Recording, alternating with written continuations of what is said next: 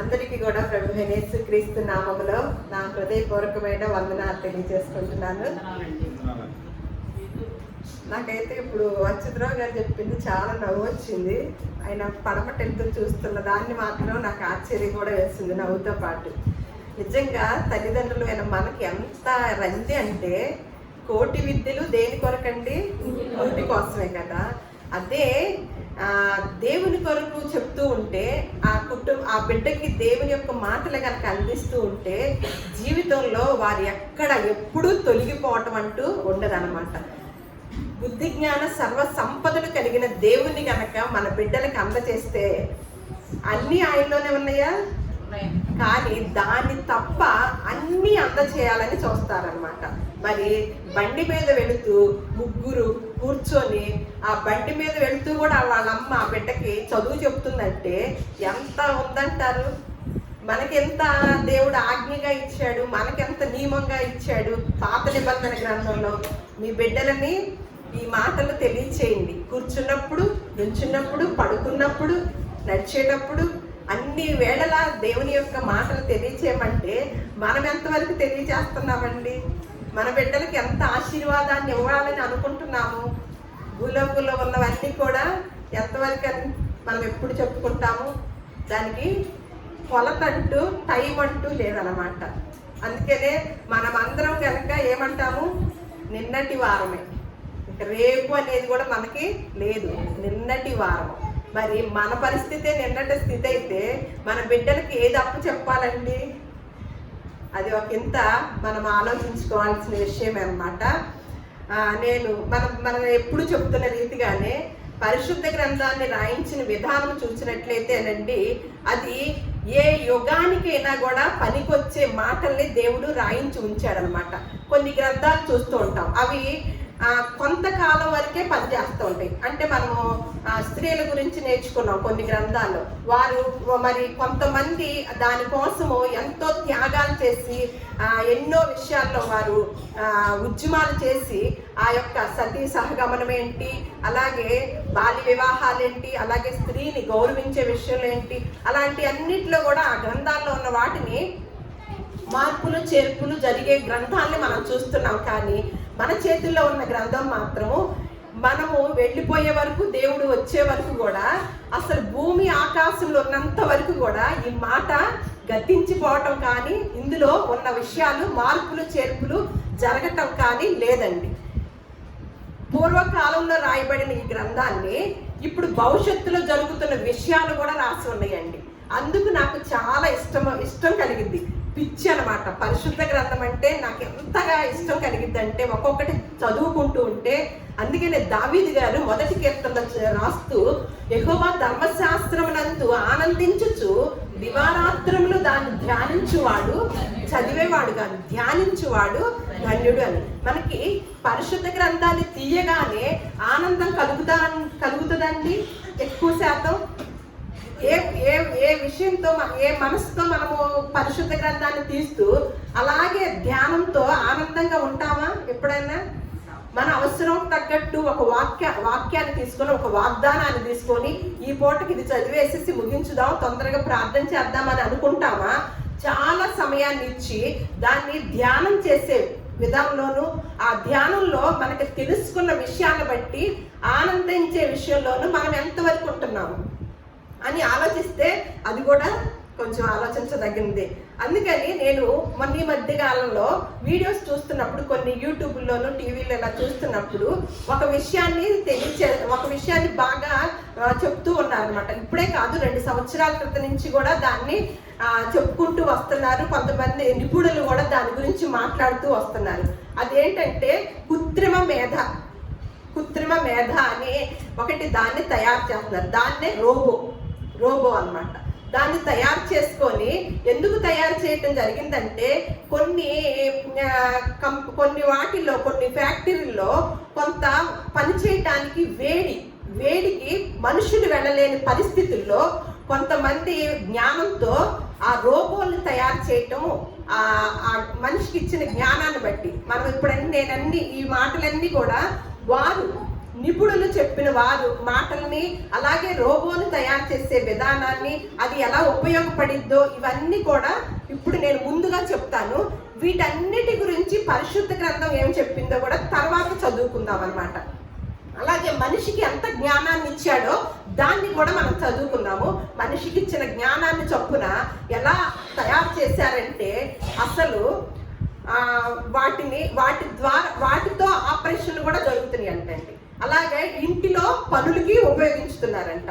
అలాగే teachers, robo teachers, AI అనే ఒక విధానం, అంటే ఆర్టిఫిషియల్ ఇంటెలిజెన్స్ అంట. నేను పెద్దగా చదువుకోలేదు కానీ దాన్ని ఎక్కువగా ఇప్పుడు ట్రెండ్లో ఉందన్నమాట. ఎక్కువగా ఆర్టిఫిషియల్ ఇంటెలిజెన్స్ అని ఏఐ అనే దాన్ని ఎక్కువగా దాన్ని మీద ఫోకస్ చేస్తున్నారు, దాన్ని ఎక్కువగా హైలైట్ చేస్తున్నారు అనమాట. దాని వలన అది కనుక ఎక్కువగా ట్రెండ్ అవుతూ ఉంటే మనుషులకి ఉద్యోగాలు ఉండవు. అలాగే మనిషి మెదడు ఆలోచన శక్తిని కూడా కోల్పోతారనమాట. ఎందుకంటే ఈ మనిషికి ఆలోచన ఉండదు. అన్ని కూడా ఇప్పటికే మనకి ఇదివరకు లెక్కలు చెప్పాలంటే ఎలా ఉండేదండి, ఎక్కాలు కింద నుంచి పైకి, పైనుంచి కిందకి అలా చెప్తూ టక్కటక్కా చెప్పేసి మన మెదడుతో ఆలోచించేవాళ్ళం అంట. ఇప్పుడు ఏం చేస్తున్నారు, క్యాలిక్యులేటర్ అన్ని కూడా దేని మీద ఆధారపడుతున్నాం, గూగుల్ మీద, లెక్కలు వేసే వాటి మీద ఉన్నాయి కదా, అన్నిటిని కూడా కనిపెట్టారు కదా.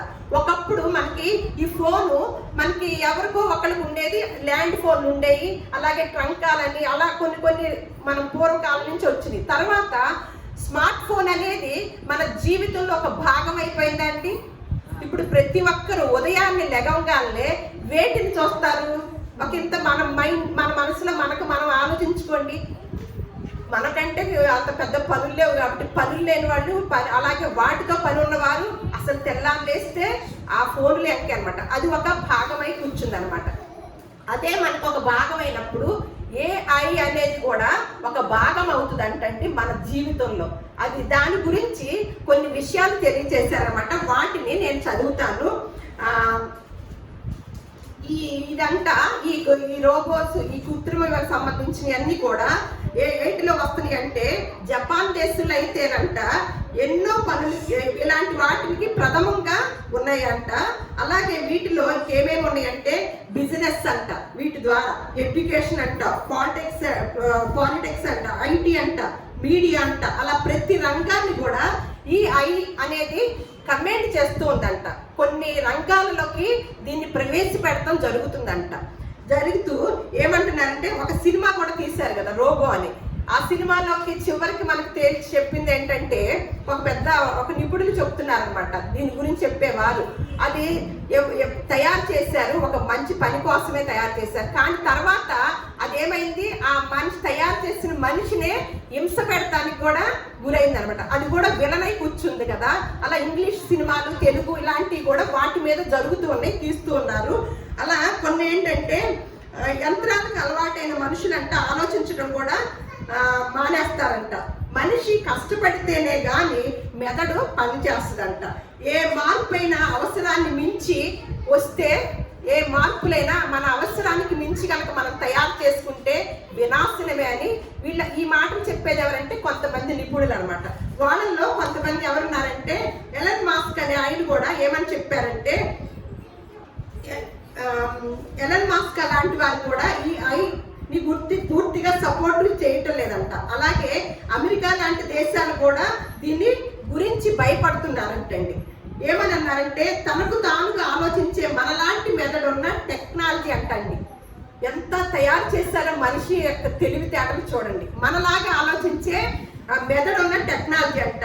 అలాగే దీనికైతే హ్యాకింగ్ ప్రాబ్లం కూడా ఉండదంట. ఆ సమస్య ఉంది కాబట్టి అందుకే భయపడుతున్నారంట. దీని వలన లాభమా నష్టమా అంటే ఇప్పటి వరకు వచ్చిన టెక్నాలజీలన్నీ మాన్యువల్ అంట. కానీ ఏఐ మాత్రం తనకు తానుగా ఆలోచించే మనలాంటి మెదడున్న టెక్నాలజీ. అందుకే అది అక్కడే దాని గురించే భయం అన్నమాట. అంటే మనలాగా ఆలోచించేది కాబట్టే మిగతా టెక్నాలజీ కన్నా దీని గురించి భయం వేస్తుందంట. మరి భయం వేస్తుంటే మరి ఎందుకు తయారు చేశారండి అని కనుక అంటుంటే దీన్ని ఆపటం కుదరదంటండి. ఎందుకంటే ఆపేద్దాం అనుకుంటే ఈ టెక్నాలజీని, టైంను ఎవరు కూడా ఆపలేరు. మన స్మార్ట్ ఫోన్ కూడా ఇబ్బంది అని కొంతమంది చెప్పారు కదా, మన చేతుల్లో ఉండటం వల్ల. ఏమన్నా ఆపేశారా? ఇంకా ఎక్కువగా సృష్టించుతూ ఉన్నారు కదా. అలాగే దీన్ని మరి ఇన్ని పనులు తప్పు, దీనివల్ల ఇబ్బంది అవుతుంది కదా, మరి ఆపేసేద్దామా అంటే టైంని ఎలాగ ఆపలేమో ఈ టెక్నాలజీని కూడా ఆపలేమని చెప్పారనమాట. అలాగే ఇప్పటికే మన జీవితంలో కంట ఎంటర్ అయిపోయిందంట. లేవగానే మనం మొట్టమొదటి చూస్తుంది ఎలాగో అది కూడా ఇలాగే అయి కూర్చుంటుందంట. ఏది అడిగినా కూడా ఈ AI సెకండ్లో మనకి ఇన్ఫర్మేషన్ ఇస్తుందంట. ఏది అడిగినా కూడా సెకండ్లో ఇన్ఫర్మేషన్ ఇచ్చిద్దంట. 10 మంది నెలలో పనిచేసేది ఇది 1 గంటలో చేస్తుందంటండి. ఇక నుంచి మనుషులకు కూడా ఉద్యోగాలు ఉండవంటండి. టీచర్స్గా రోబోల్నే పెడుతున్నారంట, ఇంటి పనులకి రోబోల్ని. అలాగే రాజకీయాల్లోకి రోబోలు వస్తున్నాయి అంట. మళ్ళీ ఆపరేషన్లు చేయడానికి రోబోలు అంట. ఇక ఇట్లా కృత్రిమ మేధ అని ఇటువంటి అన్నిటిని కూడా పెట్టడం జరిగింది అనమాట. ఇలాంటివి తయారు చేస్తున్నారు. దీనివల్ల కొంతమంది, ఎలన్ మాస్క్ అంటే అందరికీ తెలుసు కదా, ఆయన అయితే దీనికి అస్సలు సపోర్టు చేయటం లేదంట. దాని ద్వారా ఇబ్బంది ఉంది భవిష్యత్తులో అని ఆయన అంటున్నాడంట. అలాగే అమెరికా వాళ్ళు కూడా, అమెరికా అంటేనే పెద్ద ఇది కదా, మనకి గొప్పగా ఉంటుంది కదా, ఆ వాళ్ళు కూడా ఈ టెక్నాలజీకి భయం వేస్తుందంట వాళ్ళకు కూడా. ఎందువల్లండి? మరి దీని గురించి దేవుడు మనకి రాయించి ఉంచాడంటారా? నేను ముందే చెప్పాను, దేవుడు ప్రతి దాన్ని కూడా భవిష్యత్తులో మానవుడు ఎటువంటి టెక్నాలజీలోకి వెళ్ళిపోతాడో, ఎటువంటివి నెత్తి మీదకి తెచ్చుకుంటాడో అవన్నీ కూడా రాయించి ఉంచాడండి దేవుడు. మనం సేవించే దేవుడు మన దగ్గర ఉన్న పరిశుద్ధ గ్రంథంలో. అసలు మనిషికి ఎటువంటి జ్ఞానాన్ని ఇచ్చాడో మరి ఇలాంటివి తయారు చేయడానికి, మరి మనిషికి ఎంత జ్ఞానం ఉంటే తయారు చేస్తారండి, అది ఒక ఇంత ముందుగా చూద్దాం. కీర్తన గ్రంథము 8వ కీర్తన 3 నుంచి 7 వచనాలు నేను చదువుతున్నాను.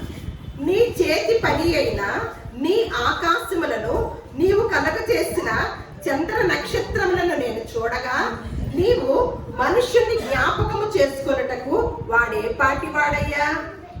నీవు నరపుత్రుని దర్శించుటకు వాడే పాటి వాడు? దేవుని కంటే వానిని కొంచెము తక్కువ వానిగా చేసి ఉన్నావు. మహిమా ప్రభావములతో వానికి కిరీటము ధరింప చేసి ఉన్నావు. నీ చేతి పనుల మీద వానికి అధికారం ఇచ్చి ఉన్నావు. గొర్రెలనన్నిటినీ, ఎడ్డలనన్నిటినీ, అడవి మృగములను, ఆకాశ పక్షులను, సముద్ర మత్స్యములను, సముద్ర మార్గములలో సంచరించు వాటినన్నిటినీ వాని పాదముల క్రింద నీవు ఉంచి ఉన్నావు. ఎటువంటి ఆధిక్యత ఇచ్చాడంటే దేవుడు మనిషికి, దేవుని కంటే కొంచెము తక్కువ వానిగా చేసి శ్రేష్టమైన జీవరాశి అంతటికన్నా కూడా శ్రేష్టమైన మానవులుగా మనల్ని చేసి చక్కగా దేవుడు సృష్టించిన సృష్టిని మంచిగా అనుభవించమని దేవుడు ఏర్పాటు చేస్తే ఈ మనిషి ఏం చేస్తున్నాడు? కొంతమంది పెద్దలు ఉన్నారు కదా, వారు అంటున్నారు కదా, మనం ఈ యొక్క టెక్నాలజీ ద్వారా మనుషులకే ముప్పు ఉంది, అవి మన మీదే తిరుగుబడతాయి అని తెలియచేస్తున్నప్పుడు వాటి జోలికి వెళ్లాల్సిన పని, వాటిని తయారు చేసుకోవాల్సిన విషయం ఉందంటారా? ఇంత చక్కగా ఇంత గొప్ప జ్ఞానాన్ని ఇచ్చిన దేవుడికి మరి మనం ఏం చేయాలండి? మన యోబు గ్రంథం కూడా చూద్దాం. 35వ అధ్యాయము 11వ వచనం. భూ జంతువుల కంటే మనకు ఎక్కువ బుద్ధి నేర్పుచు, ఆకాశ పక్షుల కంటే మనకు ఎక్కువ జ్ఞానము కలగ చేయొచ్చు. ఎవరికంటండి? భూ జంతువుల కంటే. ఎవరికి ఇచ్చారు ఎక్కువ జ్ఞానం అండి? మనకిచ్చాడు. ఎక్కువ బుద్ధి నేర్పించింది ఎవరికండి? ఆకాశ పక్షుల కంటే ఎక్కువ జ్ఞానాన్ని కలగ చేశాడంట. ఇంత ఆధిక్యతను చేసిన దేవుడికి మనం ఏం చేస్తున్నామో చూద్దాం. మళ్ళీ కీర్తన గ్రంథము 94వ కీర్తన 11వ వచనం. మనుషులకు తెలివి నేర్పువాడు దండింపక మానునా? ఈ మనిషికి తెలివినిచ్చిన వాడు ఇక ముందు తేడా వస్తే దండించే హక్కు కూడా ఎవరికి ఉంటుందండి? దేవుడికే కదా. మనిషికి తెలివినిచ్చిన దేవుడికి దండింపక మానునాని నరుల ఆలోచనలు వ్యర్థములని యెహోవా తెలియజేసి ఉన్నాడంట. అంటే మన ఆలోచనలు వ్యర్థమని ఎప్పుడు చెప్పాడండి ఇది? ఈ మాట మనం చేసే ఆలోచనలు, మన ఆలోచనల ద్వారా మనం ముందుకెళ్ళాలంటే అవేంటంటండి? వ్యర్థం అంటండి. దేవుని యొక్క ఆలోచన ద్వారా, దేవుని ప్రణాళికల్లో, దేవుని యొక్క బలిష్టమైన చేతుల క్రింద కనుక మనం ఉంటే ఏమంటున్నాడు? తగిన సమయం అందు మనల్ని హెచ్చిస్తాను, ఆశీర్వదిస్తానంటాడు. కానీ మనం ఏం చేస్తున్నాము? మన ఆలోచనతో ఇంకా మనకన్నా గొప్పగా సృష్టించుకోవాలి, దేవుడి కన్నా గొప్పగా మనము కొన్ని విషయాల్లో మనమే ముందుకు వెళ్ళాలని మన సొంత నిర్ణయాలతో మనం వెళుతూ ఉన్నాం అనమాట. అందుకని ఒక చోట ఉంటుంది, అధికారులను ఆశ్రయించుట కన్నా, అలాగే రాజుల్ని ఆశ్రయించుట కన్నా యెహోవాని ఆశ్రయించుట మేలు. మనం ఎవరిని ఆశ్రయిస్తామండి? ఎక్కువగా మన దృష్టి ఏదైనా పని జరగలేదు అనుకోండి, ఎవరి మీదకి వెళ్ళి దేవుని సన్నిధానంలో కూర్చొని ప్రార్థన చేస్తామా? పలానా వాళ్ళతో పని అయిద్దంటే వాళ్ళ గేటు దగ్గర నుంచొని పడిగాపులు కాస్తామా అండి? దానికి ఎక్కువ ప్రాధాన్యత ఇస్తాం కదా. దేవుడి సన్నిధానంలో మన సమస్యను పరిష్కారం అక్కడే ఉంది కదా, లేఖనం రాసి ఉంది కదా.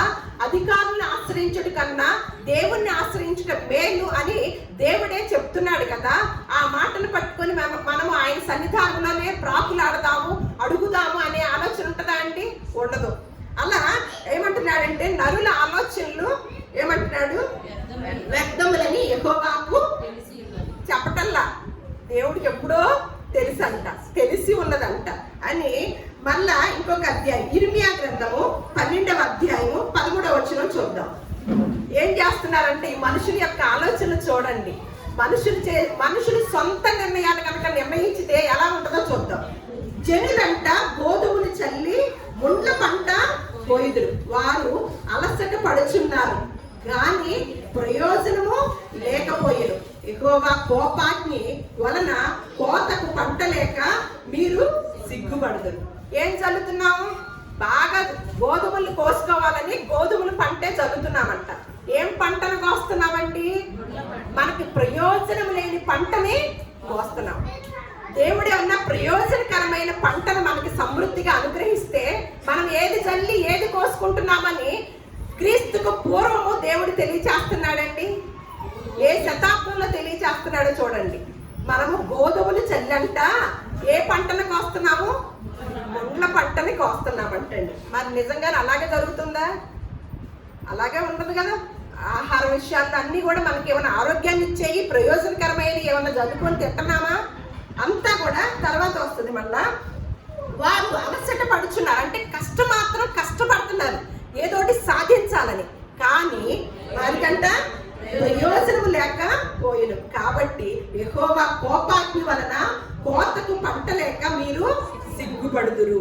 మళ్ళీ కీర్తనల గ్రంథము 7వ కీర్తన 15వ వచనము 16వ వచనం ఇక్కడ చెప్తున్నారనమాట. మనుషుల యొక్క తెలివితేటలు ఎలా ఉన్నాయో ఇక్కడ చెప్తున్నారు. వాడు గుంట త్రవ్వి దానిని లోతు చేసి ఉన్నాడు, తాను త్రవ్విన గుంటలో తానే పడిపోయింది. వాడు తలంచిన చేటు వాడి నెత్తి మీదకే వచ్చును, వాడు యోచించిన బలత్కారము వాడి నడినెత్తి మీదనే పడును. ఏం చేస్తున్నారంట చాలా మంది పెద్దలు? దీనివల్ల మీరు తర్వాత వీడియోస్ చూడండి. వీడియోస్ చూస్తే మీరు కొంతమంది చెప్పిన మాటలు మీరు విందురు. ఏమని అంటున్నారంటే, దీనివల్ల చాలా నష్టం ఉంది, దీనివల్ల చాలా నష్టం ఉంది, తర్వాత భవిష్యత్తులో వినాశనమే జరిగిద్ది అని తెలియజేస్తున్నారు కదా. అయినప్పటికీ ఇంకా రాను ఏమవుతుందంట, మన జీవితంలోది ఒక భాగమై కూర్చుంటదంట. ఇక్కడ ఏమంటున్నాడు? వాడు గుంట త్రవ్వి దానిని లోతు చేసి ఉన్నాడంట, తాను త్రవ్విన గుంటలో తానే పడిపో. వాడు తలంచిన చేటు వాడి నెత్తి మీదకే వచ్చును, వాడు యోచించిన బలత్కారము వాడి నడి నెత్తి మీదనే పడును. ఒక్కసారి ఓబద్య గ్రంథము 1వ అధ్యాయము 15వ వచనము. ఓబద్య గ్రంథము 1వ అధ్యాయము. యెహోవా దినము అన్ని జనులందరి మీదకి వచ్చుచున్నది, అప్పుడు నీవు చేసినట్టే నీకును చేయబడును, నీవు చేసినదే నీ నెత్తి మీదకి వచ్చింది. మనకు అసలు గొప్ప సూత్రాన్ని తెలియజేస్తున్నాడండి. అందుకని ఏమి విత్తుతామో ఆ పంటనే కోస్తామని. మనం వీరగింజ విత్తి దోసకాయలు రమ్మంటే వస్తాయండి? మన కళ్ళ ముందు ఆ విధానాన్ని అవన్నీ కూడా మనకు తెలియజేస్తున్నప్పుడు మనం ఎంత భక్తి భావంతో విత్తుతామో మన బిడ్డలు ఏం కోస్తారు, మనము తర్వాత అదే కోస్తారు.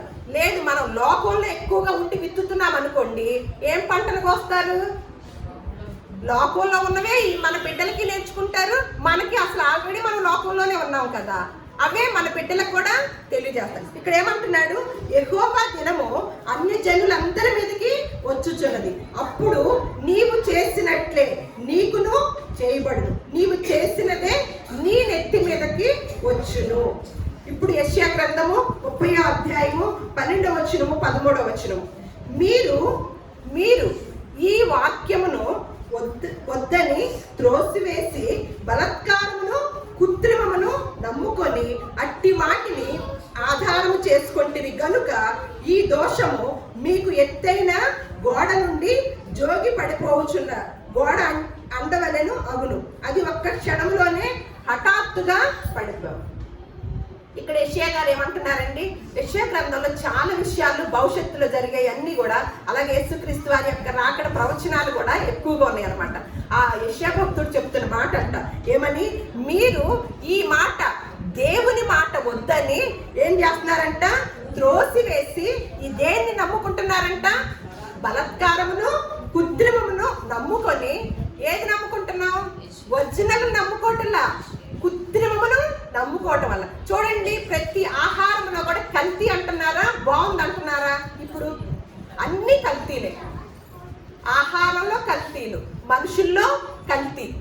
ఇప్పుడున్న మాట ఇంకో రోజుకు ఉండదు, అవి కూడా కల్తీలు, ఆ వాళ్ళు కూడా కల్తీలు. ఇవన్నీ కూడా కల్తీ, కృత్రిమం. ప్రేమ కూడా కృత్రిమంలో చూస్తామండి. ఒక్కొక్కళ్ళు మాట్లాడుతూ ప్రేమగా ఉంటారు, లోపలేమో కృత్రిమం పెట్టుకొని పైకి ఎలా ఉంటాము, నవ్వుతూ మాట్లాడతాం. అందుకని ఏమంటున్నాడు ఇక్కడ, ఈ మాటను దేవుని యొక్క వాక్యమును వద్దని త్రోసివేసి బలత్కారమును కృత్రిమమును నమ్ముకొని అట్టి వాటినే ఆధారము చేసుకొంటిరి గనుక ఏమొస్తుందంట, ఈ దోషము మీరేదైతే చేస్తున్నారో ఆ దోషము మీకు ఎత్తైన గోడ నుండి జోగి పడిపోవచ్చున్న గోడ అండవలెను అగును, అది ఒక్క క్షణములోనే హఠాత్తుగా పడిపోవును.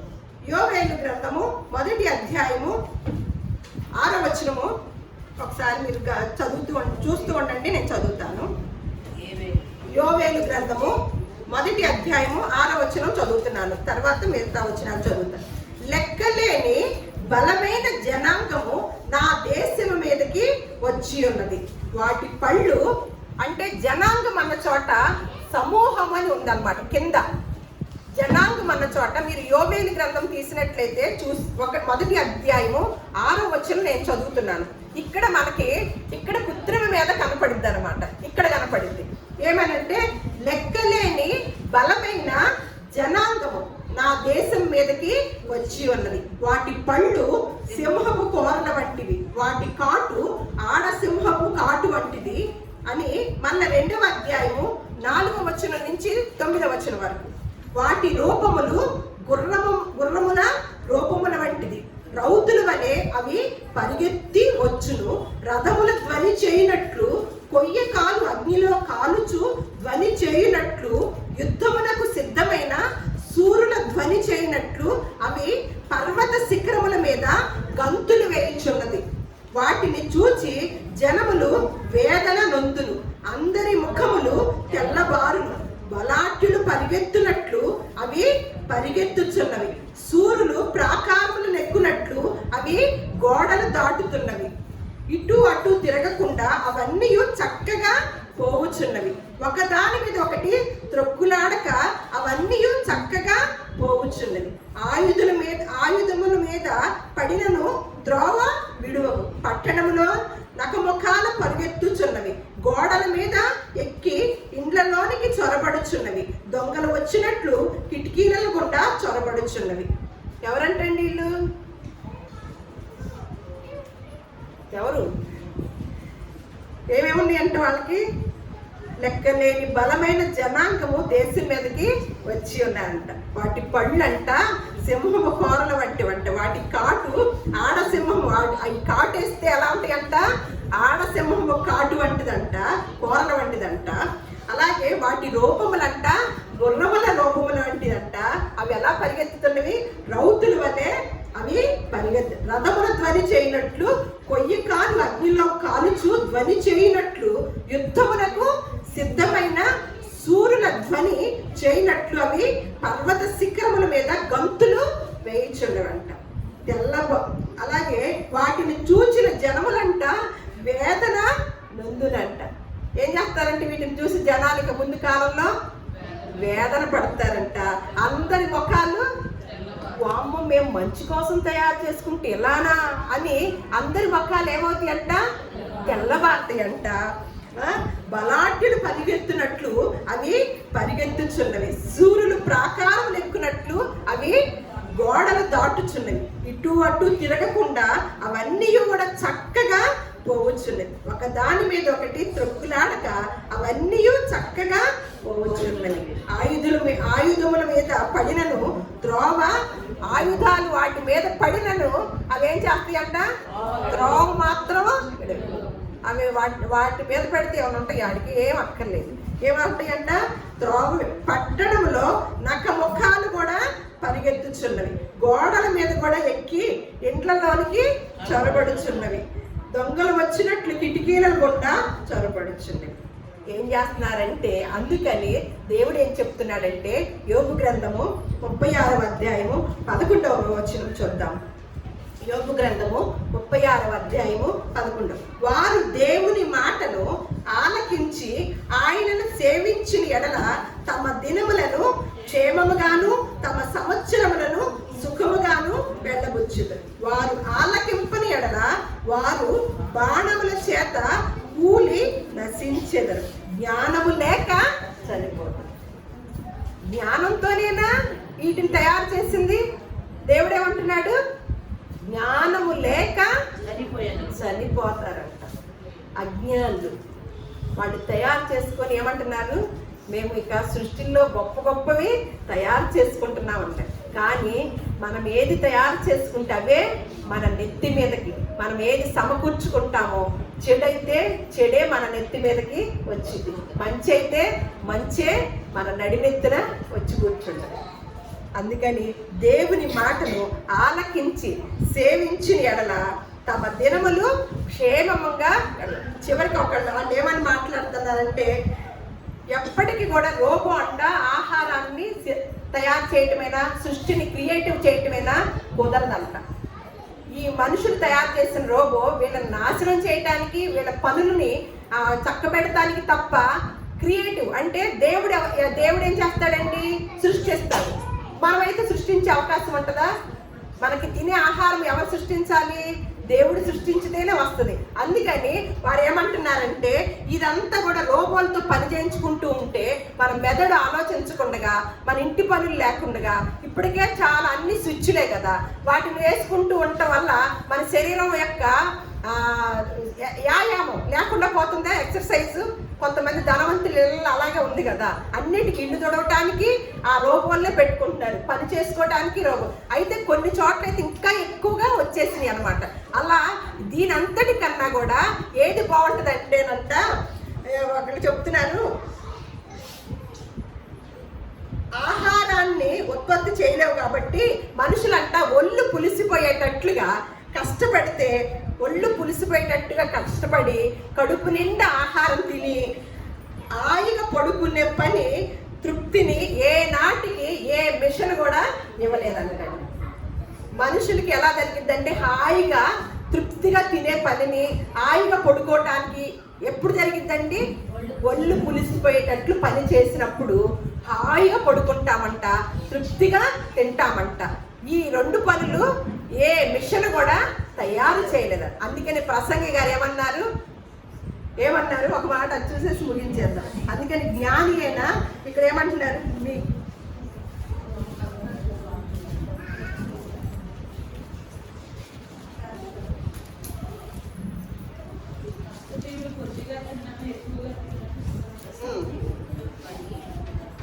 చెప్పండి, అది ఇక్కడ తీసిన వాళ్ళు చదవండి. అదేనా? నష్టజీవి కొద్దిగా తినను ఎక్కువగా తినను సుఖనిద్ర నందుదురు. అయితే ఐశ్వర్యవంతులకు తమ ధనము సమృద్ధి చేత నిద్ర పట్టదు.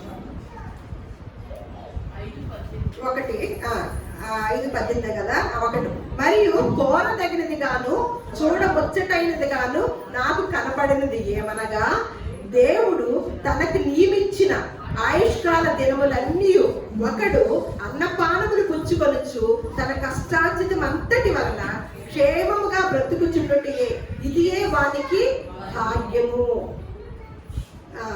అంతవరకేనండి. అదంతా చదువుకుంటే బాగుంటుంది. మళ్ళీ 6వ అధ్యాయం కూడా బాగుంటుంది అనమాట.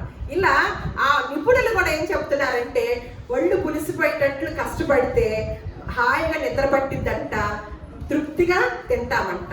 ఈ కృత్రిమ వేదాలతో ఆలోచించి చివరికి మన మెదడులు కూడా పని చేయక మనకేమవుతాము, పిచ్చోడం అవుతాం అనమాట. పిచ్చోడం అయిపోయి ఇక తర్వాత వచ్చేదేంటి, వినాశనమే అనమాట. ఏది తయారు చేసుకున్నా వాటి వలన మీకు నష్టం ఉంది.